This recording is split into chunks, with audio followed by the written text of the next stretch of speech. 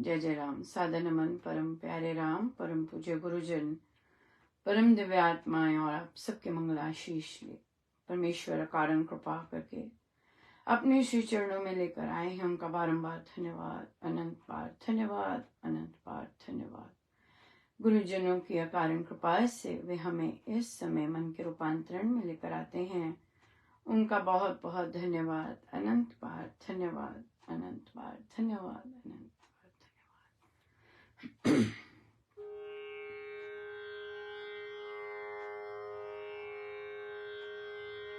ओम नमः शिवाय। ओम नमः शिवाय। ओम नमः शिवाय।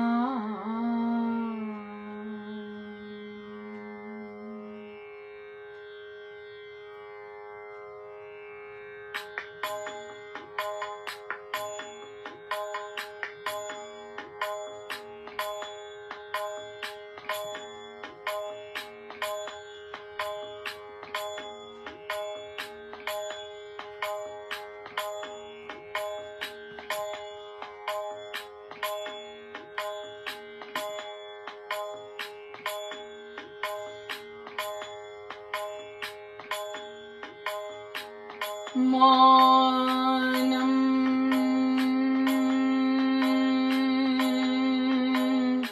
शिवशङ्करा। मौन जय महादेव। मौनम् जय शिव शंकरा। मौन जय महादेव। राम नाम से मौन तक। राम नाम से शिव तक। राम नाम से मौन तक। राम नाम में मौन।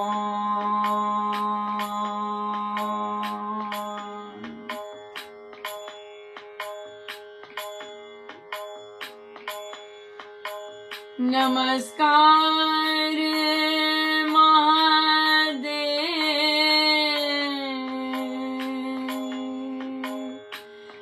नमस्कार मौन महाराज। नमस्कार ज्योतिर्मय जगदीश। नमस्कार वैराग्य अवतार। नमस्कार महाविश्वास। नमस्कार राम नाम प्रेम।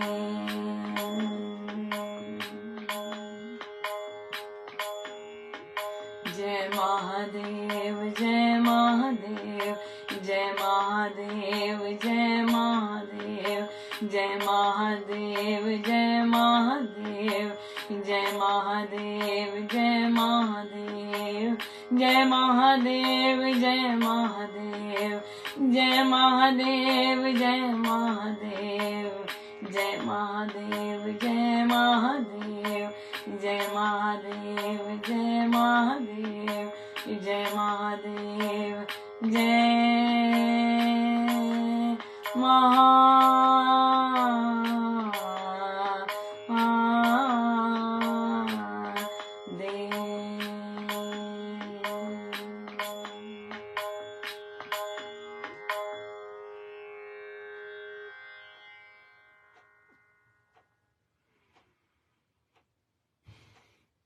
महाशिवरात्रि के पावन पर्व की हम सबको बहुत बहुत बधाई, अनंत अनंत शुभ मंगल कामनाएं, बहुत बहुत शुभ मंगल कामनाएं।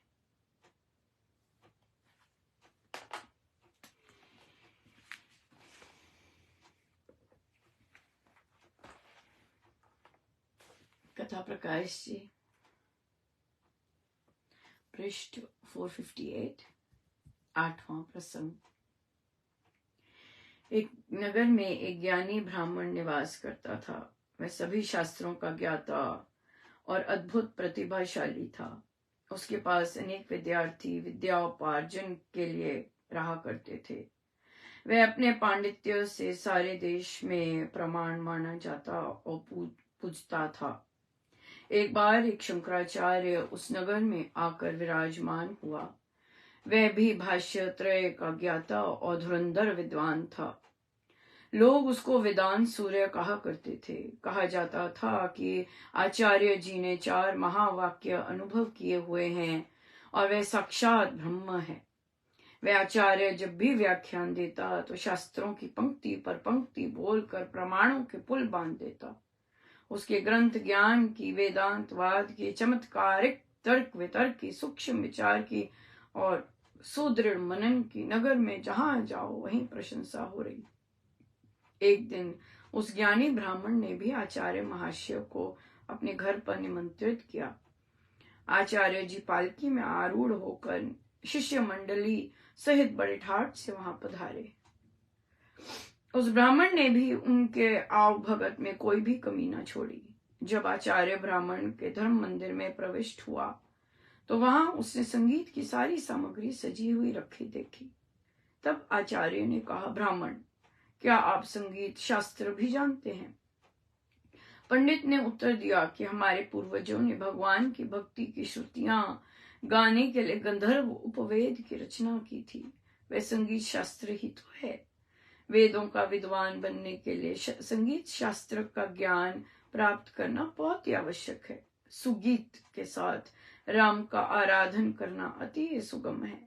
यह सत्य है कि राम रसमय संगीत सागर में गोता लगाते ही उपासक को ब्राह्मी अवस्था प्राप्त हो जाती है। भगवान की महिमा के मनोहर गीत गाते ही मनुष्य के मनोमंदिर से सारी ममता माया नष्ट हो जाया करती है। ये सुनकर आचार्य ने कहा, भजन गाकर भक्ति करना द्वैतवाद है। द्वैत में ही भक्ति उपासना का विधान है। परंतु आप जैसे विद्वान को तो वेदांत वाक्य मनन करने चाहिए।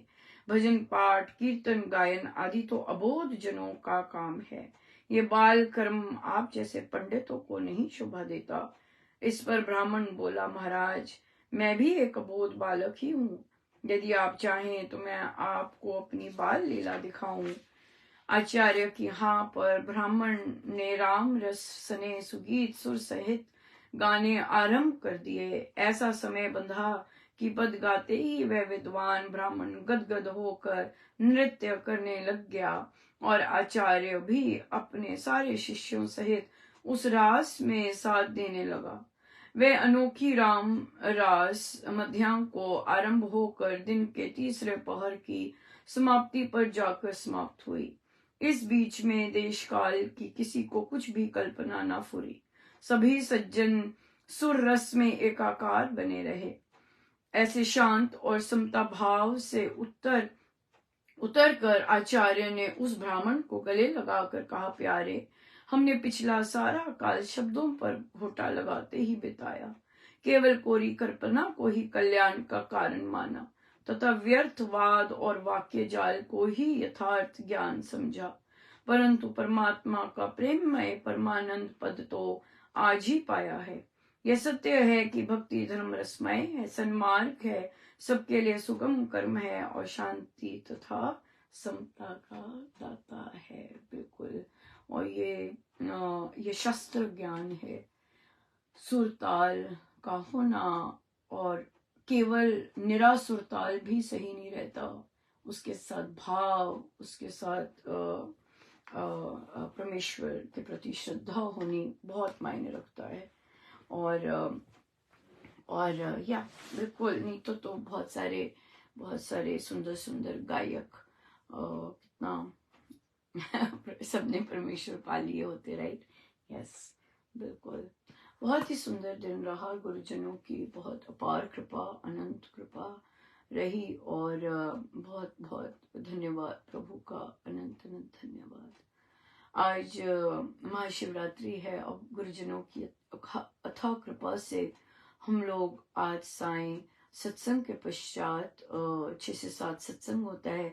7 बजे से अखंड महामंत्र सर्वशक्तिमते परमात्मने श्री रामाय नमः का उच्चारण आरंभ करेंगे, जो कि साज के साथ होगा। और उसके बाद फिर सायं समय का सत्संग होगा। अभी प्रातः समय है आपके, और सायं समय के सत्संग होगा जिसमें हम रामायण जी का पाठ करेंगे और पूज्य श्री महाराज जी के प्रवचन और अमृतवाणी, हाँ, ये होगा। और उसके पश्चात फिर अखंड जाप होगा। सो सर्वशक्तिमते का जो अखंड है वह है परमात्मा श्री रामाय नमः। वह कुछ घंटों के लिए जरूर आएगा, लाइव आएगा, ताकि सभी उसके साथ अपना सारा दिन राममय बना सके। और उसके बाद सायं सत्संग के बाद हम जाप करेंगे, जो कि लाइव नहीं आता, और तो हम जूम पर ही करेंगे। सो जूम का लिंक डाल दिया गया है, सो जरूर ज्वाइन कीजिएगा।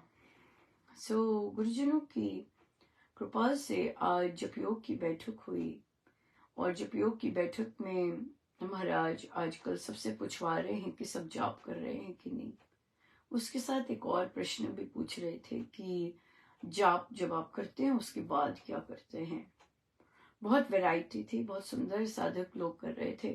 कई लोग इस समय उठ जाते हैं, इससे भी पहले 4 बजे, 3:30, 3 बजे उठ के जाप कर रहे होते हैं और लगे होते हैं, और उस जाप करते जाते हैं। अभी भी जाप ही कर रहे हैं।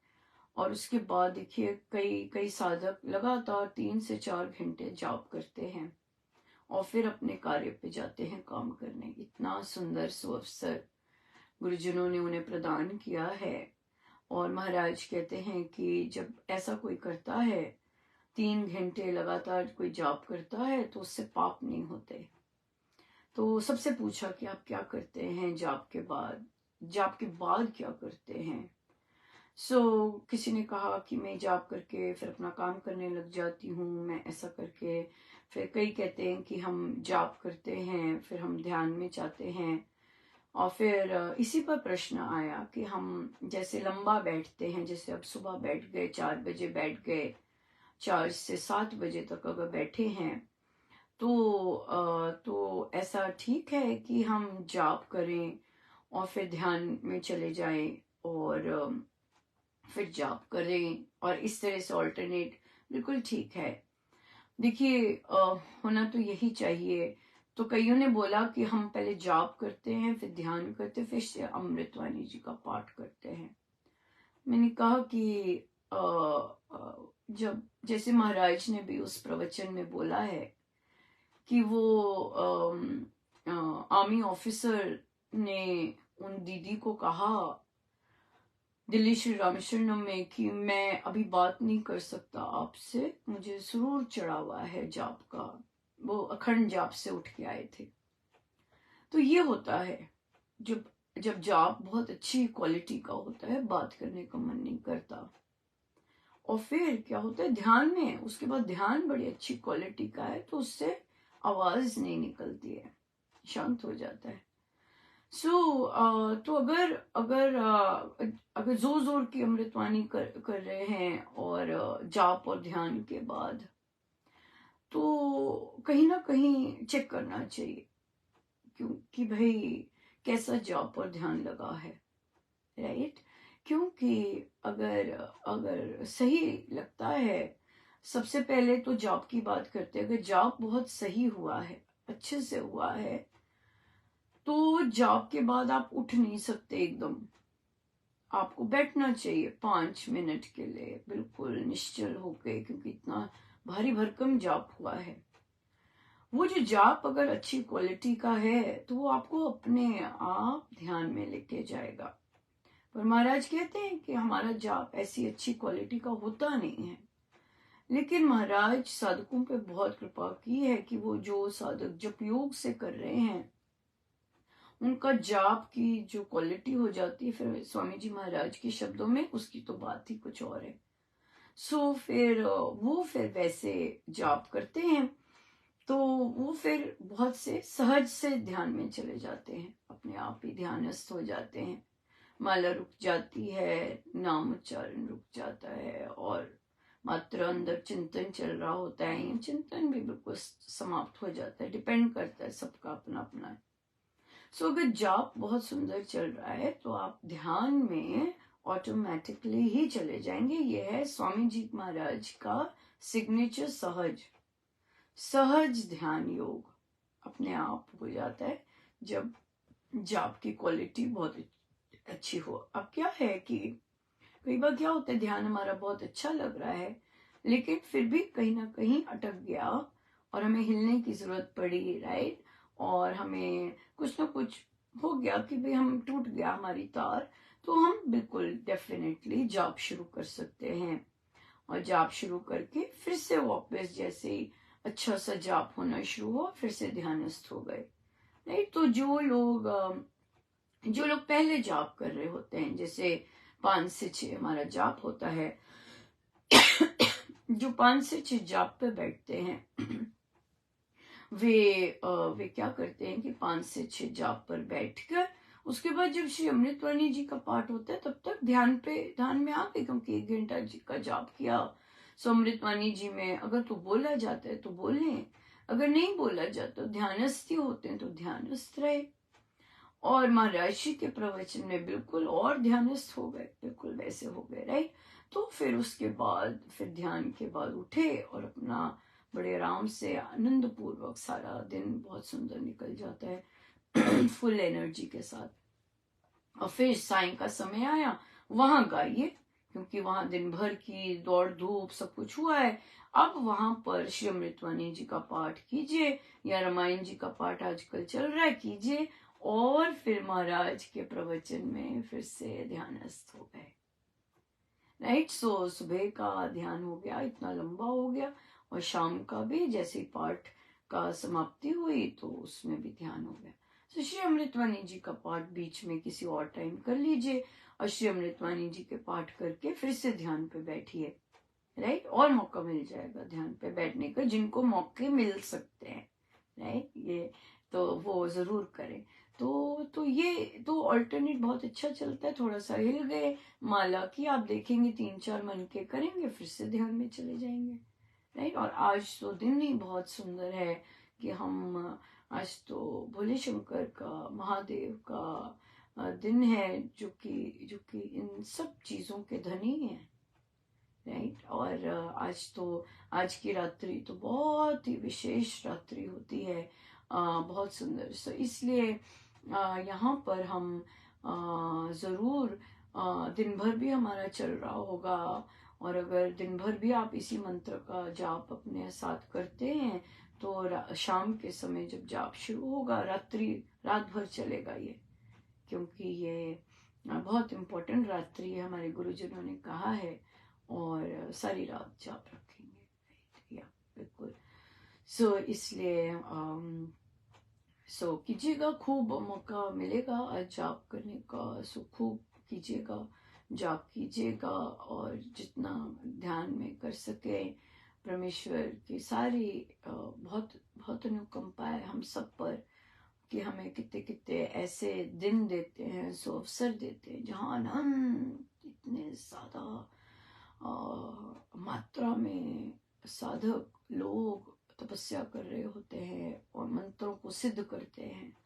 सो हम भी उसी पावन और अद्भुत वाइब्रेशंस में गोते खाएं। परमेश्वर कृपा करें और हम सब पर कृपा बरसे। महाराज भगवान शिव को विश्वास के प्रतीक बोलते हैं, इतना जबरदस्त उनका विश्वास है। सो आज भी हम हमारे अंदर कुछ मांगने का मन करे तो हम भगवान शिव से उनका अविचल निश्चल विश्वास मांगे, सुदृढ़ विश्वास, ऐसा विश्वास जो कुछ मर्जी हो जाए हिले ही ना, बस ऐसा विश्वास मांगे। सो या उसी विश्वास के कारण उन्होंने बहुत सारे कार्य किए। सो हम सब पर परमेश्वर की कृपा है, बहुत ज्यादा है। तो हम रामायण जी का भी, क्योंकि बच्चे यहाँ पर बहुत सुंदर लीड कर रहे हैं और शाम के रामायण जी के पाठ में आगे पीछे बच्चों का होता है, बच्चे ही पाठ को आरंभ करते हैं। होना तो चाहिए कि वो पेज नंबर बोलते हैं। आई होप पेज नंबर अब बोल रहे हो, क्योंकि मैं हर समय तो सुन नहीं सकती, तो इससे मुझे अभी पता नहीं कि सबने बोलना शुरू किया नहीं। पर मैं फर्स्ट वीक थोड़ा सा ढीला देती हूँ कि अकस्टम हो रहे होते न्यू पैटर्न के साथ। साधकों की भी कोई गलती होगी, कोई ज्यादा होगा, कोई कम होगा, इस तरह से। सो उसमें हम लोग उसमें जाते हैं, प्रैक्टिस करते हैं और फिर सीखते हैं, फिर पक्के हो जाते हैं। क्यों? क्योंकि ये तो अभी पूरा महीना चलेगा, है ना। और सबको आनंद है, आनंद तो बहुत आता है, बहुत जबरदस्त आता है। और कुछ गड़बड़ हो रही होती है, मुझसे ही गड़बड़ करवा देते हैं। ओ क्या हो रहा है मेरा ऑन होगा, लेकिन कई बार होता है कि मैं क्योंकि मेरा वो काम का टाइम होता है उस समय, तो किसी ना किसी तरह उसी समय पहुंचा देंगे। और पर क्योंकि कुछ अगर होना होता है, कई सजग नहीं होते तो होना ही होता है, फिर वो क्या कुछ नहीं कर सकते। पर ऐसी धक्कों से देखिए, सबको कोई नहीं चाहता कि सत्संग में हमारे कारण गड़बड़ हो, पर होती है, राइट। क्यों होती है? क्योंकि हमें महाराज ने इतने सुंदर सुंदर गिफ्ट दिए हैं। महाराज कहते हैं और ऊंचा उठो, और ऊंचा उठो, और ऊंचा उठकर उस स्तर पे पहुंचो जो कि आप देखिए महाराज ने इतनी मेहनत करके ऐसा टाइम सेट किया है कि गजब का है। तो जब महाराज ने मतलब हम तो गलतियों के वो हैं और होंगी भी, हमसे तो गलतियां होती भी जाएंगी, लेकिन महाराज की जो मेहनत है वहां पे हम अपनी कुछ नहीं कर सकते। हम ध्यान से सुनते नहीं है, ध्यान से पढ़ते नहीं है, हमारा माइंड कहीं और होता है, तभी हमें प्रभु करते हैं होगी गड़बड़ जी। क्यों? क्योंकि हमने डायरेक्शंस ही नहीं पढ़ी होती, राइट। हम करते हैं आगे। तो जिनका कुछ भी नहीं होता, जिनकी ड्यूटीज होती हैं वो अपना काम कर रहे होते हैं, पर जिनकी ड्यूटीज नहीं होती वो भी जब बीच में आते हैं तो क्या हो जाता है, वो माइंड दूसरी तरह चल रहा होता है। सो जिनको ड्यूटीज दी हुई हैं, अगर वे तत्परता से बिल्कुल एक्टिवली काम करके अपना बंद करते हैं, नीचे लिख दीजिए समाप्त हो गया, पेज नंबर ओवर, बहुत बधाई हो, हो गए पेज, अब आगे वालों की ड्यूटी है ना। तो जिनकी ड्यूटी नहीं होती उनको वो नहीं होता, ओ पता नहीं शायद हमने पढ़ा नहीं होता अच्छे से, हमने शायद इतने बजे तक करना था, इतने बजे तक है लिखा, अपनी अपनी, फिर क्या हो जाता है, मन मानी आ जाती है, मन की मानी आ जाती है। सो इसलिए वो चीज होती है फिर। सो इसलिए जिनकी जो ड्यूटीज होती हैं बहुत अच्छा वो करते हैं और साधक उनको सपोर्ट के लिए जरूर खड़े हों, दें। लेकिन जिन जिन का जो काम है उसे और महाराज और शार्प करते हैं, और उठो और बोलो, अच्छे से बोलो, धुंधला नहीं बोलना। अगर बंद किया है लिखो बस, over, thank you so much, Ram Ram, और समाप्ति हो गई रामायण जी की, ऐसे बोलना है। और फिर पहले, पता है कई बच्चे भुलक्कड़ हैं या ध्यान नहीं देते, पहले ही लिख दो आपकी समाप्ति है, ताकि हम सजग रहे। सो जो ड्यूटी पे होते हैं उसको महाराज पॉलिश कर रहे होते, चल उठ और कर पक्का, और कर पक्का, इस तरह से। या ये सोते नहीं रहेंगे। साधना और ये सत्संग, ये सोने का काम नहीं है, राइट, ये तो जागने का काम है। और ताकि बाकी भी जागे, सारे अलर्ट रहने चाहिए। हाँ, सारे अलर्ट रहने चाहिए कि हमारा काम है, हमने अच्छे से काम करना है। जो मेरा काम है, अगर महाराज मुझे ये दे रहे हैं, इसका मतलब जरूर वो मुझे कुछ सिखाना चाह रहे हैं, मुझे चाह रहे हैं कि चल बढ़, कर सकती है, कर बस।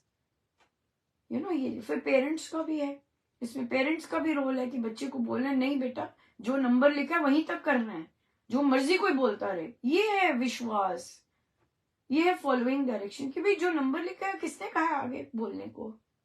आंटी जी ने बोला था, आंटी जी को किसने कहा बोलने को? आंटी जी को किसने सुनना है? इतनी मेहनत करके महाराज ने वो बनाया है, आपने क्यों आंटी जी क्यों सुननी? आंटी जी का तो कोई लेना देना ही नहीं उसमें। ना आंटी जी ने बनाया, ना आंटी जी की ड्यूटी, ना आंटी जी का लेना, ना आंटी जी का देना। आंटी जी की सुन ली, चल बेटा गा आगे। क्यों भाई? नहीं आंटी मैं नहीं गाता, यहाँ पे तो यही लिखा है, ये एविडेंस। नहीं आंटी जी, ये यही तो सिखा रहे महाराज, है ना, रूल्स कैसे है कि हमारे ये रूल्स हैं, ये लिखे गए हैं, हम ऐसा नहीं कर सकते। सॉरी, हम एक के साथ ऐसा नहीं कर सकते, मैं ही नहीं ऐसा कर सकता, मेरा नंबर तो इतना है, बस मैं यहीं तक गाऊंगा, आगे जो मर्जी कर लो, ऐसे ये चीज है ना।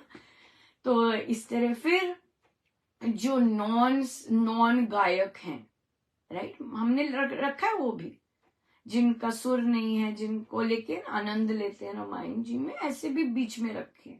पर ऐसा नहीं कि आप घर में बैठ के गा रहे हैं, कभी भी कितना भी गा दिया, कितना भी कर लिया, नहीं, आप सत्संग में गा रहे हैं, है ना। आपने श्री राम शरणम में जाना है, आप प्रैक्टिस करके जाते हैं, कितने मिनट में हो रहा है ना। लटकना भी नहीं है, कोई बात नहीं, अगर मेरा ये 10 मिनट में हो रहा है, मैंने 10 मिनट में कर देना, लेकिन मेरे शब्द साफ होने चाहिए, मेरी लय सुरताल जितनी मैं कर सकूं, मेरे बस में वो होनी चाहिए, राइट। और मेरा उच्चारण अच्छा सा होना चाहिए, ये होना चाहिए, प्रैक्टिस करके आनी चाहिए। ये थोड़ा ना कि घर का सत्संग है, घर में बिस्तर में बैठे हैं और गा रहे हैं, और तेज हो गए, धीरे हो गए, पट पट पट पट, कभी उच्चारण ठीक नहीं है, कभी बहुत तेज गा दिया, कभी बहुत धीरे में गा दिया, नहीं, प्रैक्टिस करके आइए, कौन सी लय में गाना है ना, आनंद होकर के गाइए। सो सबका अपना रोल है, ड्यूटी, सेवा मिले, ये सेवा कर रहे हैं। हाँ, घर में बैठ के नहीं गा रहे, ये सत्संग में बैठ के गा रहे हैं।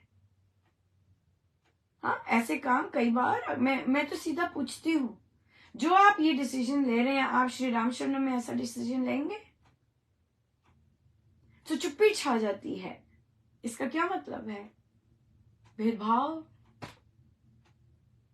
कर रहे हैं आप। हाँ, कि आप श्री राम शरणम में अगर आपको दी जाए ड्यूटी, आप ऐसा गाएंगे या ऐसा प्रैक्टिस करके जाएंगे? नहीं।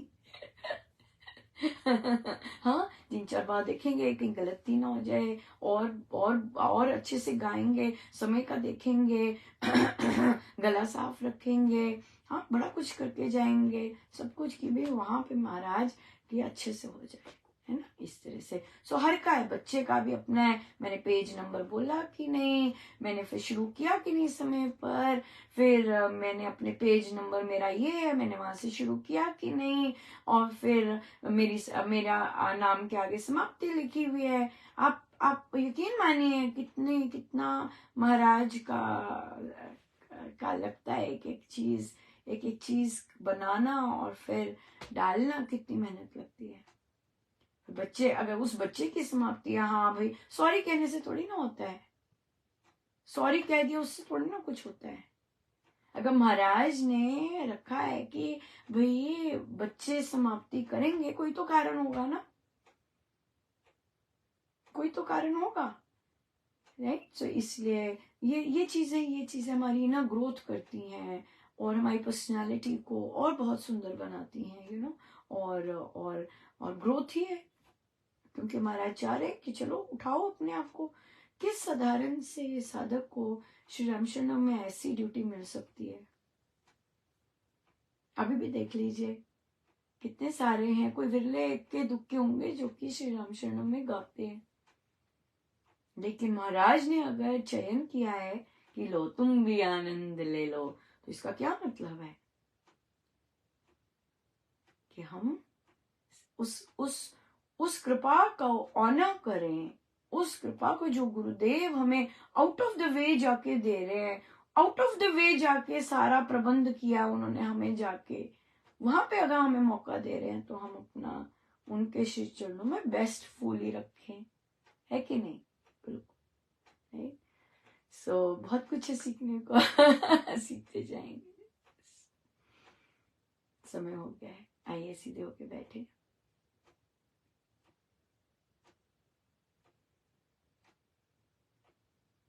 सब गुरुजनों का उनके श्री श्री चरणों में जय जय राम, जय जय।